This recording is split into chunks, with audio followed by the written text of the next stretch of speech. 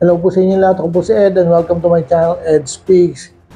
Bago tayo mag-start, please do like, share, and subscribe to my channel kung di pa po kayo nakapag-subscribe. And then kung meron po kayong gustong sabihin, please write your comment down below. Ayun. Good news and bad news po, no?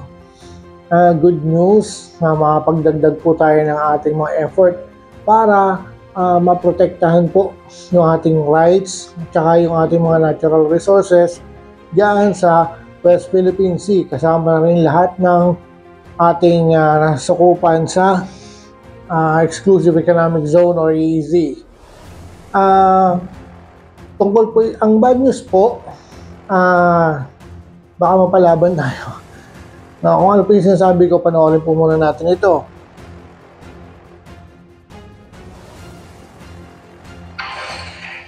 Ni Chinese President Xi Jinping ang militar ng China na maghanda para sa anyay military conflict sa dagat. Ayon kay Xi, ang paghahandang yan ay para sa proteksyon ng kanilang maritime rights at interests pati ang pagpapaunlad ng kanilang maritime economy. Okay, meron po tayong mga ilang words na dapat tignan dyan. Una, yung maritime conflict. Ibig pong sabihin yan, maritime conflict, magkakaroon po ng sagupaan sa dagat. Malaki yung posibilidad na magkaroon noon. Pangalawa, yung pong maritime interest at saka maritime rights na sinasabi nila, no? Na ang tinutukoy po dyan, yung kanilang kiniklaim, no, na 10-dash line. Yun po yung yung kasinungalingan na ginawa nila, tapos pinaniwalaan nila yung kasinungalingan na ginawa nila. And then, kaya po nagkakaroon ng gulo dyan. Nga po, supposedly, ayon sa kanila, meron daw silang rights dyan, no? Although, sila kasi, signatory sila ng UNCLOS. Ano po? Yung UNCLOS, yun po yung legitimate na international body na nagsiset ng laws tsaka yung standards. Kaya nga po UNCLOS United Nations Law on Conventions of the Law of the Sea, no? So tama ba? Basta correct me if I'm wrong na lang po. Hindi ko na matandaan ngayon, medyo po tayo So ayun, yun po yung good news tsaka bad news natin, baka dahil doon ay mapalaban tayo. Yung isang pa pong word na dapat dyan intindihin natin, yung pong sinasabi nilang maritime economy, no? Pag sinabi natin maritime economy, ang tinutukoy po nila dyan, yung exploitation ng natural resources na naandyan sa karagatan. No? Ang tinutukoy po dyan, yung sa West Philippine Sea, no? Yung sa Reed Bank, yung oil and natural gas deposit na nandyan, no, worth trillions of dollars. No, ngayon po, kiniklaim nila yun, pero meron din tayong claim dun. No? Kung tutusin, mas legitimate po yung claim natin dahil well within our 200 nautical miles exclusive economic zone. Pasok po yan doon. Tsaka sila po kasi kung i-consider natin yung UNCLOS rule, no? 200 nautical miles, yan po mula sa shore nila, halos 800 nautical miles na yan Sobra-sobra na, ang layo na nila. No? Kaya po yung claim nila na yan, invalid po yan. Ayon sa UNCLOS, kasi yung sa arbitral ruling nga po, sa atin inaward yan. No? Yung 200 nautical miles na yan, na sinasabi ron, hindi yan sa China. Malinaw na sinabi doon yan. Now,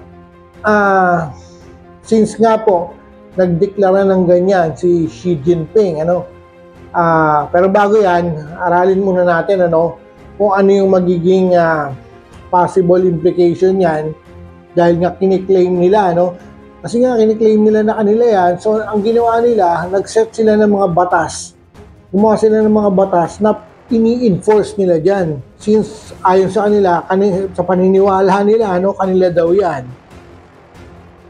So yun, ito po yan. Natin. Yan. Yung ginawa po nila dyan, yan, yung Coast Guard Law. No? Yung Coast Guard Law nila. Ayan, hindi ko na po babasahin lahat yung importanteng article lang po na may kinalaman sa discussion natin. Article 21, no? Measures such forcible eviction may be taken against illegal acts committed by foreign military vessels, etc. So, pwede lang persahang paalisin, no, yung mga military vessels na nandyan, foreign military vessels. Halimbawa tayo, yung Coast Guard natin, Philippine Navy, o kahit yung mga private vessels, pwede nilang paalisin ayon sa batas nila na yan. Ano? Then Article 22, in cases of illegal infringement on sovereignty committed by foreign organizations or individuals in the seas, all necessary measures, including the use of weapons, may be taken. So, ayun nga, no? Whether na organization ka or isa ka lang na individual na wala kang ano doon kasi wala kang freedom of navigation. Kasi nga, kiniklaim nila yung sovereignty doon.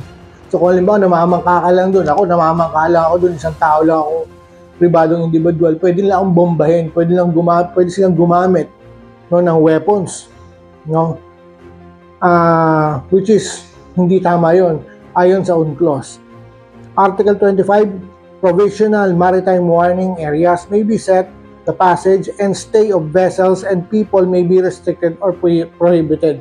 Ibig sabihin, kung nandun ka, no, katulad nyan, kaya nagkakaroon ng conflict dito sa resupply missions natin kasi nga, dito sa law nila na to, feeling nila, meron silang karapatan na mag-enforce doon ng batas na ito.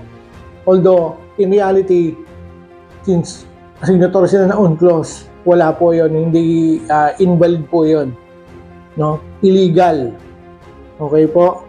And then, yun nga, as a reaction, no, dahil nga nagkakaroon ng ganyan, pinipigil nila yung resupply mission natin doon, hindi rin natin ma-exploit, no, hindi nga tayo makapangisda doon yung ating mga natural resources, pati na yung oil and gas deposit dyan sa reed bank. As a response, no, na kasi hindi pwedeng binubuli nila tayo, lagi na lang tayong hinaharas. Hindi po pwedeng gano'n. So, as a response ng Philippine government, no, na puwersa tayo na i-implement itong comprehensive archipelagic defense concept, no, o CADC. No, yan yung sagot natin. Naglabas dyan ng statement ang Department of National Defense, kailan lang, regarding that, na automatic na yung kumbaga ino-authorize na yung implementation yan at automatic na hindi na kailangan mag-send pa ng individual command, no, order or notice sa mga involved na sangay ng pamahalaan, kundi automatic na siyang gagalaw dapat. Ano po? So yun. Ano ba yung CADC na yan? Ano ba yung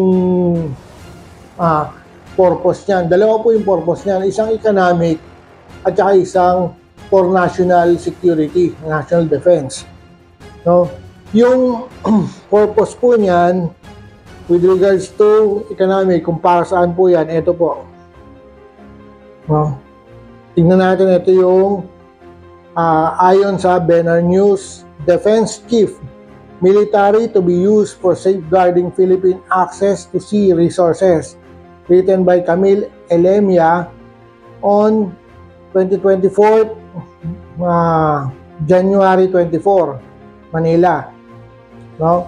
So, yan. Ay, lalagay ko naman po dyan yan. And then, ito po, kung ano yung pinaka-purpose niya, sinulat naman dito. Ayun.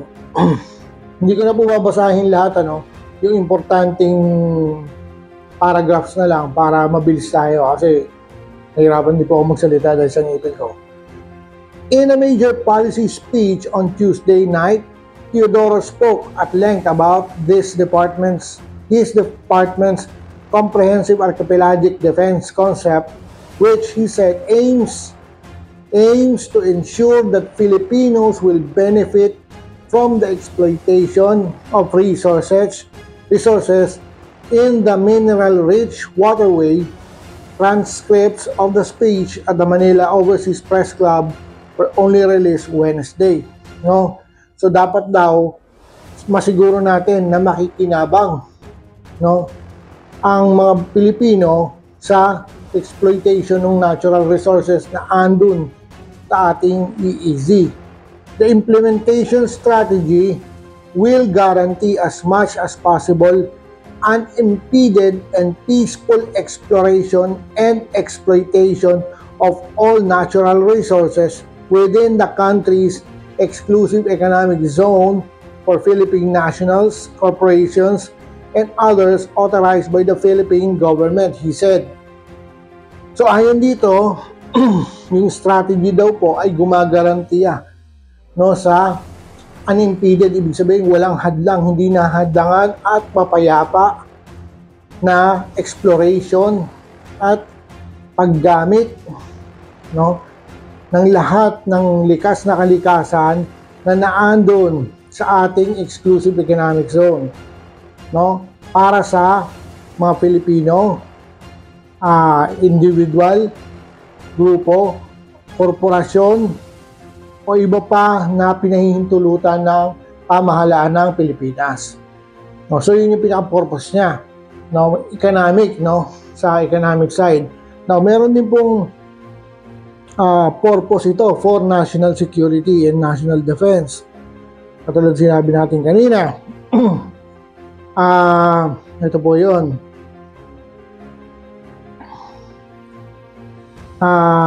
Defense strategy. Philippines adopts area denial strategy to protect maritime interests by Manny Mogato, News 5 editor at large, March 8, 2024. So ano ba itong si ADC na to? Sa on military aspect, ito po ay nag-i-ensure nag-i-employ ng strategiya na A2AD. Excuse po. Anti-access area denial strategy. Now, ano po yung anti-access area denial strategy?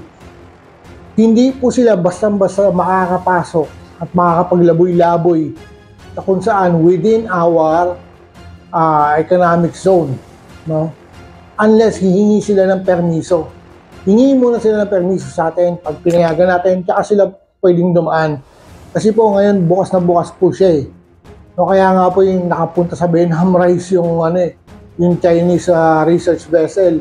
Tapos yung mga maritime militia dyan, yung PLA, tsaka yung Coast Guard ng China, na andyan po sa Ayungin Shoal, pagala-gala dyan. No, hindi po dapat ganun, kasi hindi naman nila territory yan eh.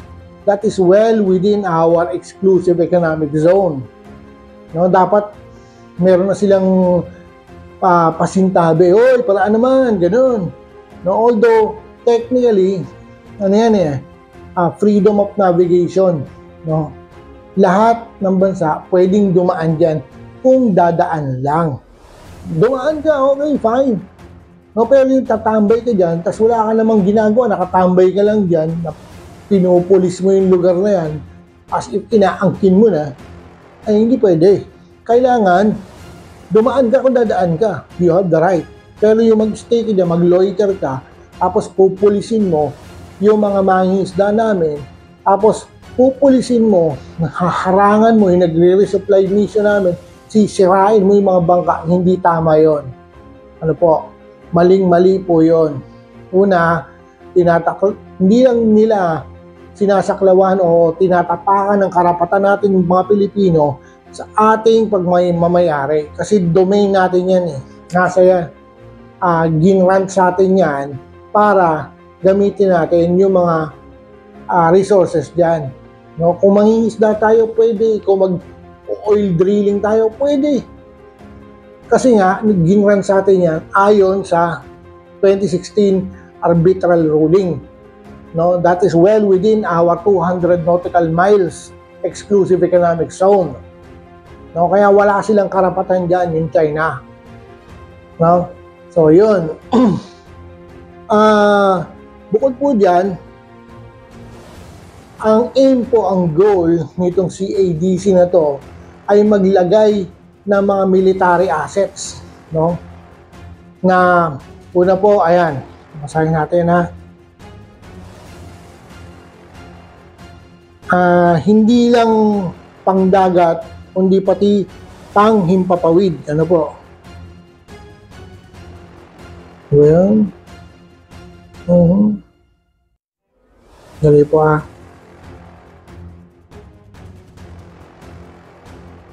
Eto.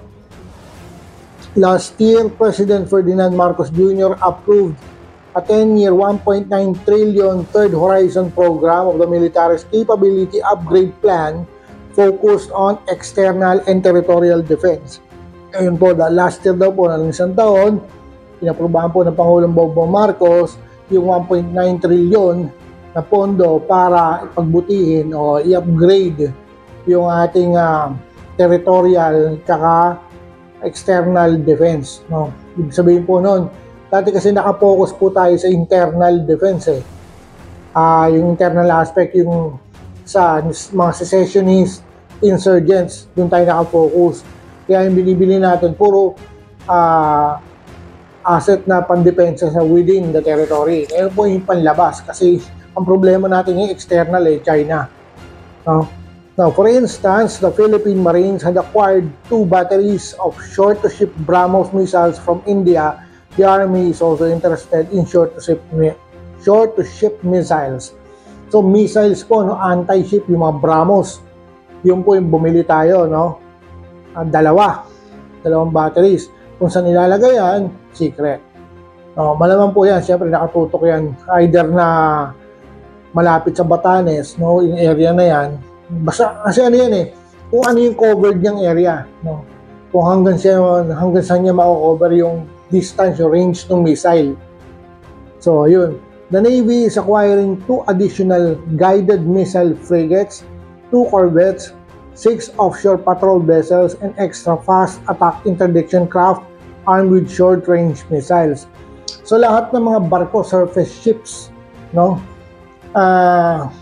Lahat sila missile ready na, no? I-deploy yan doon sa mga areas na yon para protektahan yung mga boundaries natin kaya yung mga natural resources natin para hindi ini-exploit ng ibang bansa, hindi, dahil wala silang karapatan doon eh, no? And aside from that, bumili rin yata tayo ng submarines eh, sa pagkakalam ko po, ano.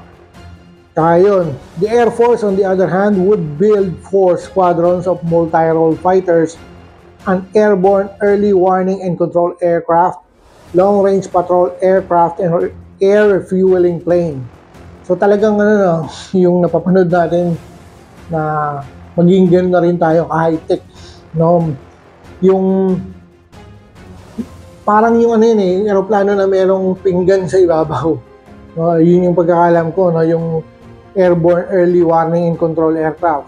Yung long-range patrol aircraft, kasi yung mga aircraft natin dito, para mga size na lang, maliliit lang yun. So ngayon, bibili tayo ng long-range pang malayuan. And then also yung refueling plane, yung nakikita natin, yung naglalabas ng ano, ng parang hose, tapos dumidikit dun sa pinaka nguso ng jet fighter, no? Na nagre-refueling sa area na. So magkakaroon na tayo ng ganon. Coastal and 3-dimensional air defense radars and ground-to-surface missiles and drones were also planned. So yun, no, yung radar, katulad ng binigay sa atin ng Japan, no, 3D radars. No, ang kapartner rin yung mga SAM, surface-to-air missile. So pag may na-detect sila na intruder sa area, yun, pwede nilang tirahin ng SAM. Tsaka drones din, pwede sila magpadala ng drones doon sa area para i-intercept yung mga intruders. Teodoro said, the strategic action will not need constant directives to carry out, urging the military to exert all efforts to operationalize the CADC. So yun, automatic na daw, hindi na kailangan na pa isa-isang instruction. So ayun, having said that, no, ayan na, meron na tayong depensa para ma-exploit natin yung resources natin yan, lalo na yung sa readback, kailangan po natin yun, ano, kasi meron tayong energy crisis. So, yun yung sagot, isa sa mga sagot dun eh. Aside from acquiring other renewable energy sources, tapos yung nuclear, sagot din po yun, isa yun sa mga sagot, no, yung natural gas and oil deposits. So, yun. Pero, ano ba? Siyempre, laki ng China. Dapat ba tayo matakot dyan? Hindi po. Huwag po tayo matakot kasi hindi po tayo nag-iisa. No? Meron tayong mga kaalyado. No? Ito po, yung news sa labas ng Pilipinas. Panoorin po natin. China is preparing for a sea war against India and America. Let me repeat that. China is preparing for a sea war against India and the US. Chinese President Xi Jinping has already sounded the war bugle. He has met a delegation of the People's Liberation Army, also China's armed police force. He told the teams to start preparations. What kind exactly? The security teams have been told to build cyberspace defense systems. Additionally, improve the ability to maintain national security. The Chinese state broadcaster quoted Xi asking the Chinese armed forces to coordinate the preparations for maritime military conflicts, the protection of maritime rights and interests, and the developments of the maritime economy. So yun, malinaw natin narinig dyan. Halos pareho lang.